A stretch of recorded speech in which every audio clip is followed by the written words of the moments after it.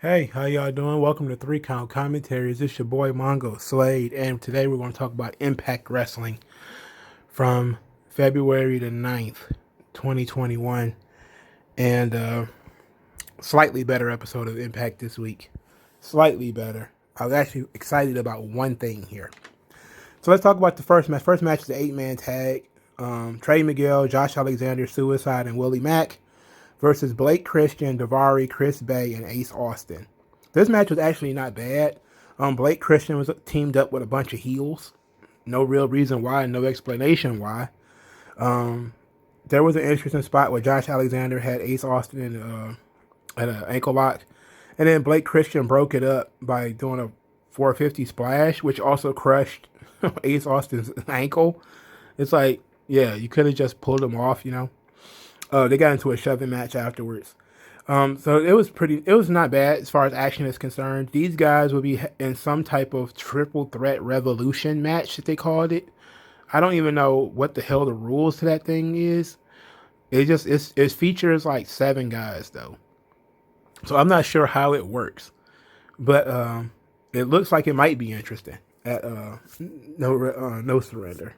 So it looked like it might be interesting.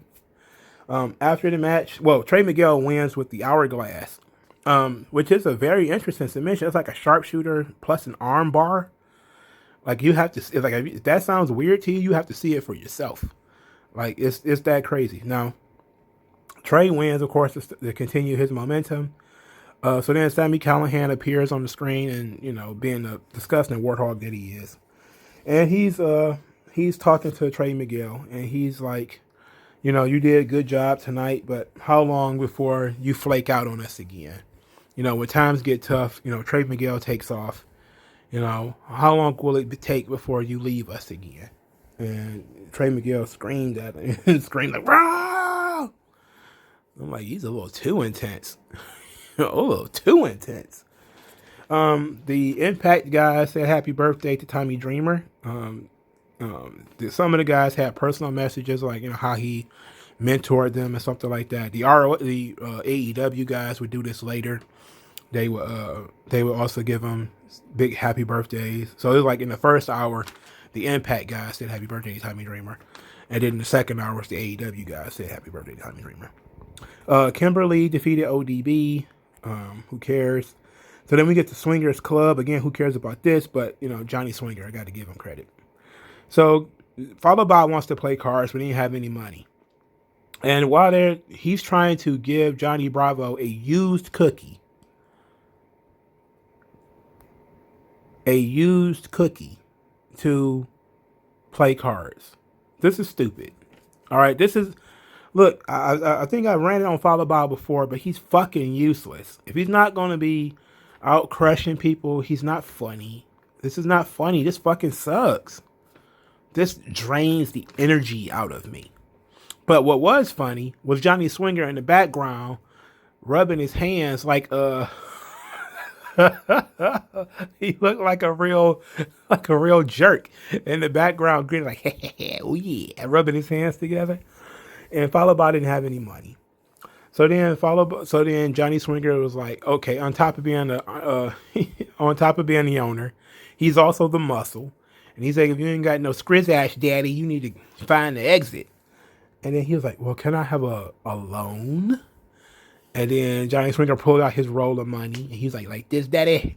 And he was like, yeah, like that. And then he was like, no way. And he kicked him out. He had Falaba taken away. So they're telling this story that Falaba is obsessed with big rolls of money. And he's going to do whatever it takes to get this big roll of money.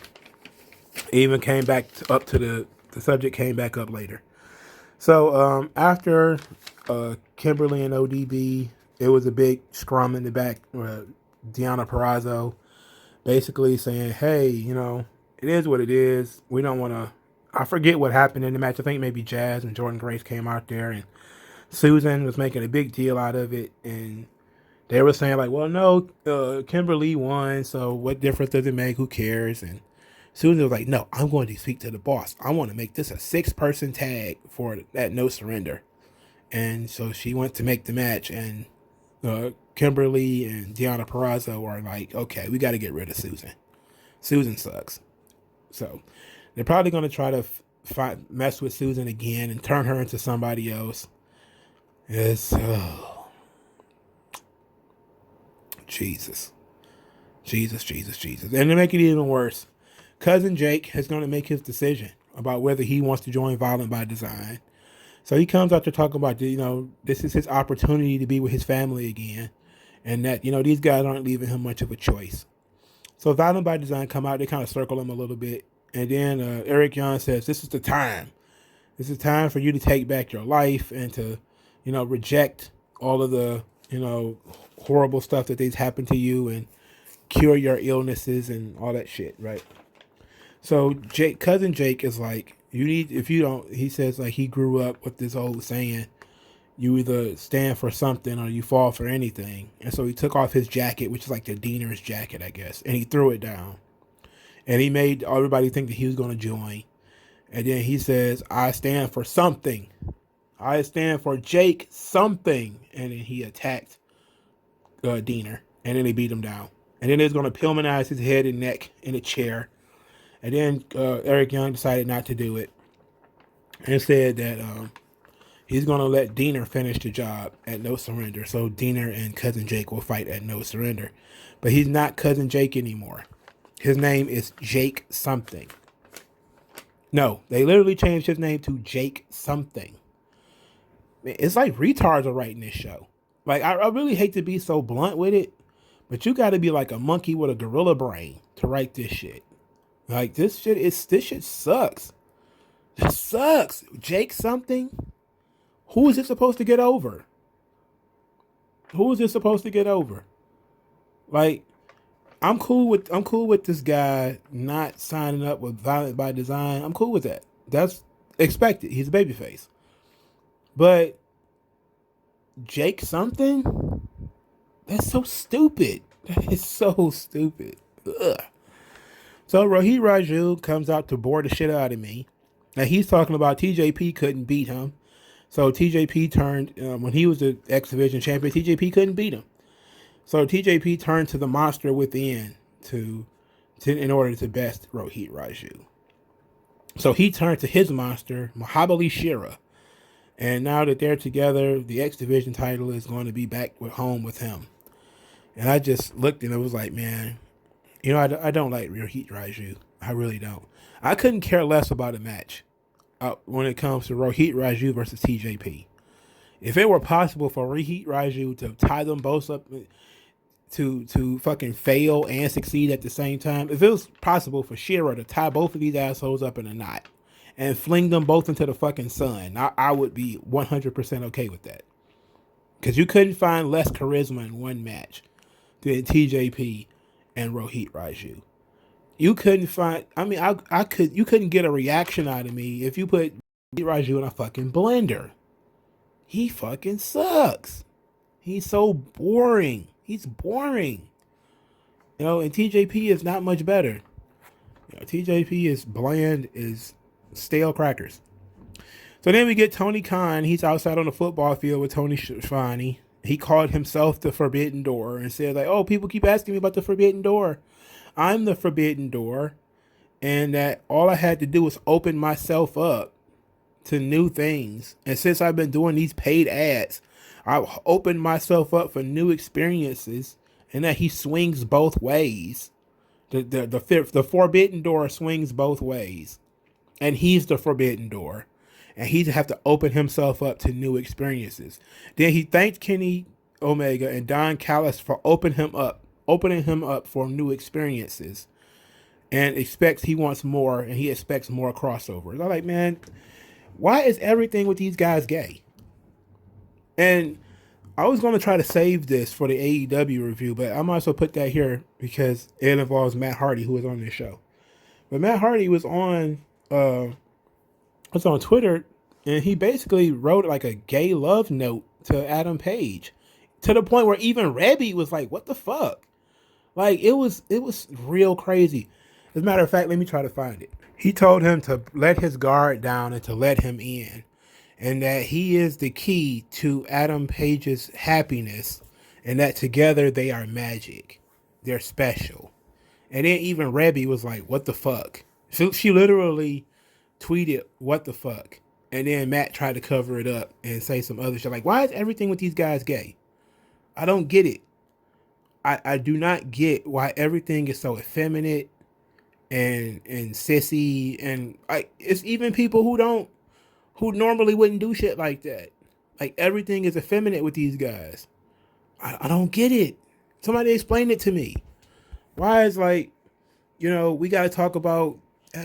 I shouldn't be talking about AEW here, but I was about to say like, the Adam Page and his crippling emotional trauma, and these dudes writing love letters to each other, and the best friends and their latent homosexuality. It's like, what is going on here? Is this what they want wrestling to be? And but he's the forbidden door, and he swings both ways. And obviously, there were a lot of people who thought that was cute. Like, oh, that was so funny. I was like, man, these niggas is weird. I'm sorry for that language, but he's weird, man. Like, stop doing that shit. Whether it's real or it's just a joke, stop doing it. Just stop doing that stuff. So, the Good Brothers, they cut a promo basically saying that Sabin and Storm they're great tag team wrestlers, but they're not the Good Brothers. That's essentially all they said. That all those tag teams, America's Most Wanted, Beer Money, Motor City Machine Guns, they're all great tag teams, but they're nothing compared to the Good Brothers. And that these are the most celebrated tag teams in Impact Wrestling. And that was until the Good Brothers showed up. So that was about it. And it was pretty short, pretty sweet. Kiera Hogan lost to Nevaeh by disqualification. Then later, Fire and Flavor complained about the ref. Said he was the same ref that screwed over Tasha Steelz the week before, which was apparently the same referee that they scammed and they Fire and Flavor Fest or whatever the fuck it was called. So it was that same guy, it was the same referee. So they went to Scott D'Amore and complained about the referee, and Scott D'Amore said, okay, well, I will make sure that referee does not referee y'all tag team championship match, which will take place at No Surrender against Nevaeh and Havoc. And they complained. They're like, oh no, why we have to defend titles against them? No, we shouldn't have to. And they went in there complaining that they had both lost to Nevaeh and Havoc, and said, well, basically you both lost, so it is what it is. So I think we need to talk about Kiera Hogan right here, because Kiera Hogan has she got kind of a bit of a reputation. So recently it came out that Kiera Hogan has said that Sasha Banks is stealing her style, and that Sasha Banks has been stealing her fits and stole her hairstyle. Because Kiera Hogan had blue hair, and then Sasha Banks went and got blue hair. So she was making a big deal about that on Twitter. She had did something similar. I mean, I just happened to fall into this stuff. Like, I saw some people talking about it. I was like, what's going on? Because I didn't know what the hell they was yelling at Kiera Hogan for. I'm like, who cares about Kiera Hogan? She's on a show nobody watches. But apparently she went after Sasha Banks, so Sasha Banks' stands were going after Kiera Hogan. So I followed the trail and found out that this actually began 2 or 3 years ago, with Kiera Hogan going after Ember Moon for a similar thing. That Kiera Hogan had red hair, and then Ember Moon had red hair. And then Kiera Hogan went on some website or something and complained that Ember Moon was stealing her style and stealing her gimmick, and that she was doing the Girl on Fire thing, and then Ember Moon started doing Girl on Fire, and she was like, well, they had a tryout together, that she was at the tryout when Ember Moon got signed, and so she was basically saying like Ember Moon basically stole her shit. And so now it's the same thing all over again. That, she took her shots at Ember Moon, and then she's now taking shots at Sasha Banks. And then she made a fatal mistake with the Sasha Banks thing. She wants the Sasha Banks stands crawling up her ass. She can go for it. But I mean, it's wrestling. I definitely can understand why you would see somebody doing something similar to what you're doing and being like, and look, I'm not going to do the investigations of who did it first. I don't care. You know, these are broads talking about weave. Ain't nobody's hair naturally red. You know, even Becky Lynch's shit is not even naturally that red. So, you know, the idea is basically a bunch of broads who got red hair around the same time, and then one of them went and got blue hair, and then the other ones went and got blue hair, which of course is something that everybody's doing. Like all of these, you know, black women are getting these ridiculous hair colors. You know, they're all doing magenta and blonde and red and purple and blue, and they're mixing it up and doing all this type of stuff. So it's not like she was the first person that ever did it, and then all of a sudden, you know, Sasha Banks popped out of nowhere with blue hair. So, but whether she did it or not, I don't know. I have no idea. All I know is Kiera Hogan not doing herself any favors. She also not doing Impact any favors by bringing such negativity to the brand. Now, do you say something about people stealing your shit? Probably. You know, I don't know how you react to that, but ultimately, I don't see the similarities in the characters. Now, when it comes to Kiera Hogan and Ember Moon, maybe, you know, because they kind of, well, her name was Ember, so of course she's going to be fire. You know, like that would make sense, right? So it would be like Girl on Fire. Okay, if that's going to be, and she says like, you know, what did I read? I don't know why I read it, but it was Kiera Hogan's statement talking about how much effort she put into the character. And I'm like, what effort did you put into the character? You basically a hood rat. And she's basically been that for like 4 years now. You know, that's basically been her character, is that she's a hood rat with, you know, crazy colored hair, and she's loud and stuff. Now, she's become tolerable since Tasha Steelz was with her because she got somebody to play off of. But, you know, the idea that, you know, she is the one creator, it's like, I don't know about that one, dog. And like, it's the wrestling business. You know, it's likely somebody did see her and then pitched the idea for somebody else, and then they took it. I mean, it's possible, you know. But I never heard the Sandman basically complain that Steve Austin was also drinking beer on TV. Never heard him say nothing about that, you know. And I'm pretty sure, as a matter of fact, almost 100% positive, that idea was stolen from the Sandman. And I never heard Sandman's complain about it, you know, because it wasn't like that was everything that he was. He wasn't just guy who drank beer, even though he kind of was guy who drank beer. And that was part of the problem, is that, you know, Sandman's entrance was actually more important than his fucking matches, which is why his entrance was fucking 8 minutes and all that shit.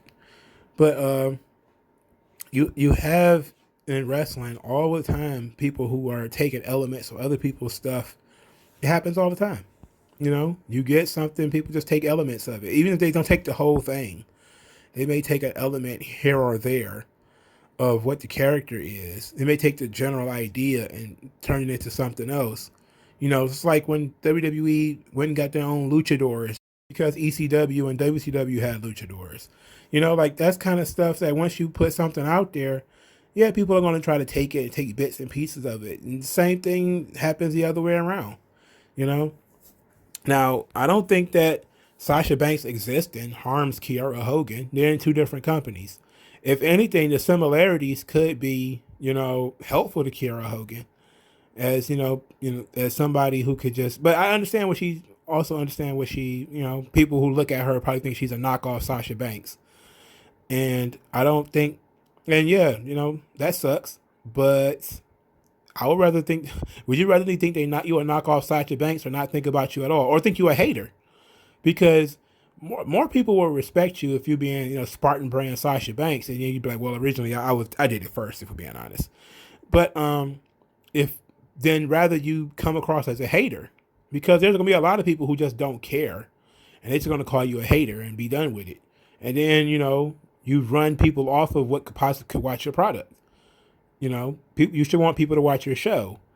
If you're running people off because you're complaining about somebody's hair color, then, you know, you're full of shit. I spent too much time talking about that shit. Anyway, moving on. We're talking about Triple XL and Tenille. Tenille cuts a really, really bad promo. It was like really bad. And I think she was supposed to be nervous, and that's why it was bad. But Triple XL basically talking about, oh, all the horrible things, yada, yada, yada. I went to jail. And then he says, like, you know, after some cringe jokes from Tenille, she's basically like, there's 4 of us, there's 2 of them, you know, so we got this pretty much handled. And then Caleb, who is the photographer for Tenille, challenged anybody in Decay to a match. So Rosemary says that they did find another, and it's Taurus, Black Taurus. So Taurus is a wrestler from AAA. He is awesome. He is very good. He's stocky, very strong, fast, pretty brutal guy. I fucks with Taurus. They brought Taurus in as a member of Decay, called him Black Taurus, and he pretty much crushed Caleb, and it was great stuff. I was really excited about this. This was the best thing on the show to me. You know, they brought somebody in who's different, who looks different, who comes across as different, whose presentation is different, who stands out, who is, interesting, and somebody that I actually like, So Impact is doing a good job bringing in people who look the part. I don't see why you just don't make Taurus the champion on night one, but, I guess we got to build up to it. I guess we got to build up to it. But I'm glad they're replenishing the roster over at Impact. They're doing a good job of bringing people back in. So, okay, cool. Taurus is fun. I like Taurus. So, there it is. So, Brian Myers pays Hernandez for jumping Eddie Edwards. And then Hernandez was pretty pissed about the tag team match because he didn't want to do this again. And then Brian Myers, they started talking like, well, he wants to get paid for the no surrender match immediately. He wants to get paid up front. And then Brian Myers was like, okay, well, how about half now, half when the match is over? And Hernandez agreed to that. So Hernandez got paid for his attack last week and got half for the match on Saturday. And he was counting his money, and Brian Myers gave him the money, he walked away. As he was counting his money, Follow Bob was kind of looking from a distance, looking at his roll of money, essentially. So we're going back into a circle where Follow Bob stole that money from Hernandez, even though I believe it was more, Hernandez, he stole the money from Hernandez. And now he's going to try to steal Hernandez's money again. I hope Hernandez catches this motherfucker and throws him through a brick wall, like Wile E. Coyote or some shit. Fucking Follow Bob, man. Get the fuck out of here. So the main event, Good Brothers versus James Storm and Chris Sabin, ended in disqualification because Private Party interfered. They helped Sabin and Storm. So Sabin and Storm won. Oh wait, they attacked Sabin and Storm, so they won by disqualification. So after that, Matt Hardy is super excited because now they get to wrestle the Good Brothers like they intended, and they're in front of the line like they intended. And then Scott D'Amore shows up, and he's like, "Oh, we got to keep James Storm and Chris Sabin out of y'all match," and yada yada yada. And ended up in a triple threat match. It's a 3-way dance rather. So it's going to be James Storm, Good Brothers, James Storm, Chris Sabin, Good Brothers, and Private Party at No Surrender. They pretty much changed most of the card. They filled up most of the card 5 days before the show.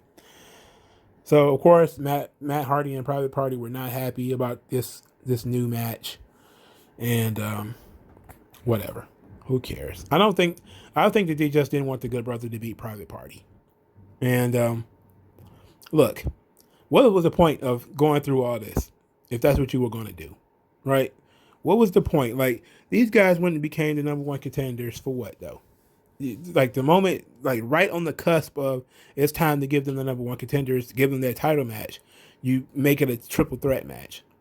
Because, now you have to protect the AEW guys. Get the fuck out of here. So that was the main event of the show. But the closing segment was the contract signing for Rich Swann and Tommy Dreamer. So Rich Swann signed it, no problem, no crosswords or anything. Tommy Dreamer says that he thanked Rich Swann for offering him this match, but he never officially agreed to it. And then he says that he was thinking about this, and he says he considers Rich Swann a friend, but he's defeated 2 friends for world titles before. He defeated Taz for his first world title, and he was the best man at Taz's wedding. He defeated Christian for his second world title. And, he's considered Christian a friend for a long time. And that when this match happens, if this match takes place, he doesn't expect to take it easy on Rich Swann. And he's going to, take it to him. And, he's going to go after his injured leg. And Rich Swann kind of nodded like, okay. So at here, I was kind of like, oh, okay, so we're counting that ECW title, the big platinum ECW title. We're going to count that as a world title win. All right. I guess we have to, right? It was third brand WWE. Okay. I'll give him that. You know, he did beat Christian for that title. Okay. So Moose interrupted and said that Rich Swann is just looking for a night off. That's why he challenged a 50-year-old man. And Rich Swann, of course, jumped up and got in Moose's face. And Scott D'Amore was like, if you get involved, Moose, I'll suspend you forever. Moose said he doesn't need to get involved. He can beat both of these guys and that he's the real world champion anyway. So then Rich Swann says, no. Your belt says TNA. TNA is the past. TNA is gone. My belt says Impact Wrestling. I'm the world champion. So then Tommy Dreamer told them both to shut up. And he read from his phone a tweet from Moose. And then he tells Moose that, you know, and not until I worked with you, until I helped you and prevented you from being fired here at Impact. I saw something in you and yada, yada, yada. I'm doing things for the future. And he talks about he don't wrestle for money anymore. He wrestles to entertain the fans, and he wants to use his platform for positive things and to unite people in the power of pro wrestling. And that that's what he wants to use his platform for, and he's proud to be able to use his birthday to do it. And that he wants to entertain, and he wants to spread good, and that's what he wants to do with his platform, and that's what he's going to do. And so Saturday, that's what he's going to do. He's going to use his platform to spread good, and him and Rich Swann shook hands, and I was like, okay, perfect opportunity for Tommy Dreamer to turn heel and win this belt. He cut a Dusty Rhodes promo, really good promo. Tommy can talk his ass off. Tommy, I don't think Tommy Dreamer's ever worked heel. So I look forward to Tommy Dreamer turning heel on Saturday, and hopefully he wins the belt. I don't care about how old Tommy Dreamer is. I hope he wins the belt. So here's to Tommy Dreamer winning the belt and being a heel champion and maybe dropping the belt to Moose. They haven't even mentioned the words Kenny Omega on this TV show. So I don't know if Kenny Omega even wants that belt. Why does he care about that belt? Now that, you know, I guess New Japan is going to be the new toy that Impact, that AEW is going to be playing with. So with that being said, I'm guessing they're probably just going to drop Impact. That's what it looks like. Because it seems like the only people who really care about it are Tony Khan, because he gets to flex on Impact, and Private Party, who were, you know, being used as tag team fodder on Impact. It was not necessarily fodder. They were just basically there to, you know, get some reps in. But nobody seems to care about Impact anymore. So, I mean, it is what it is. I really just want Tommy Dreamer to win the belt. And I think ultimately you do have to, maybe they're trying to wait till, you know, this whole Rich Swann thing clears up, because Rich Swann is busy with these, with Moose and with all these other guys. And I guess that's fair. It's like, no, let him clean his plate first, and then we do this champ versus champ thing. Okay. You know, and plus I think, what was this, Omega and all these guys, they got a pay-per-view coming up. So maybe after that, it'd probably be in April or May that they probably do this champ versus champ thing. By then, we should have cleared up whether it's going to be Kenny Omega versus Moose or Kenny Omega versus Rich Swann. But I'm guessing, if I had to make a guess, it's probably going to be Rich Swann. So I think that's really what we're looking at here, is that if Kenny Omega is going to take the Impact belt, then he's going to probably have to win it off somebody who can work his style. And it'll probably be Rich Swann, who works faster, more of a cruiserweight style, which is what Kenny Omega probably wants. I doubt he wants to wrestle somebody like Moose, who's physical, big, you know, wrestles a different style. Now, Moose can do some of the luchador stuff, but not really. You know, he's a bruiser. I think that Kenny Omega is the good match guy, so he's probably going to want to match with Rich Swann. So, you know, since they dictate in terms, it's not a partnership if one side is dictating terms, you know. So, I don't know. You know, I don't think anybody cares about Impact anymore. So maybe I'm spending a lot of my time talking about it. But if you guys care about Impact, let me know in the comment section below. Use the hashtag 3CountCommentaries. I thank you guys for your time. Send money if you can via Cash App. You know, you could buy me lunch, or you could take the $1 challenge just to say, hey, I appreciate you doing the Impact, because I know a lot of people don't. A lot of people don't follow Impact at all. And thank you guys for your time, and I'll talk to you guys later. Peace out.